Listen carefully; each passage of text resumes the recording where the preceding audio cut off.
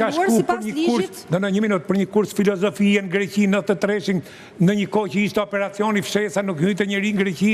Ço do të thënë kjo? Si çfarë do të thënë kjo? Ço do të thënë kjo? Çfarë do të thënë? Pse lidhen të gjitha këto? Ço do të thotë? Enida, unë shoh, nuk bëhet vonë shumë për Erjon Velin. Ço do të thotë në 93-shin kemi pasur shumë gjyqtarë. Mos e bivendos, ta dëgjoj pa Enida, ta dëgjoj. Jo, po prit me çfarë do thotë kjo? Kjo do thotë jo, kjo do thotë jo.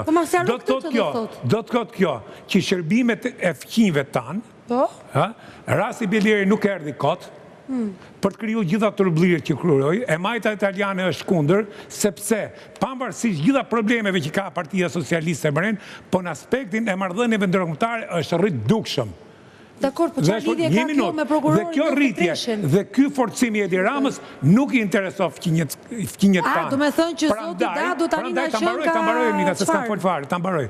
Prandaj, unë mendoj që të gjithë këto, nuk e di këto shërbimet, edhe rasti i Belierit që e futën, edhe rasti ati tjetri që e morën e futën në Imar, pikërisht nga qarqet më shoviniste greke në Amerikë, nuk janë një rasti për të kriju gjithë të turbullira dhe tashti për dhënë goditje, mu për ta hekin Ramën, do me hek popullit ta hekin, për dhënë goditje pikërisht për të kriju një tallava para zgjedhjeve.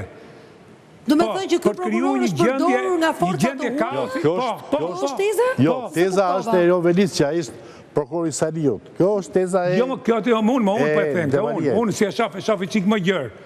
Që kjo është rekurtuar nga dhe si pasoj kësa i rakti që destabilizoi... Jo, e Nita, në këtë moment është spaku organi që nuk po e kontrolon kush. Fondet e spaku nga kapen, shërbimet që bën spaku, përgjimet, daljet jashtë, biletat, këto duen fuqit madhe financiare. Me gjithë sekuestrimet që bëjnë me 3% që a jep ligji me milionat që ka sekuestruar kanë.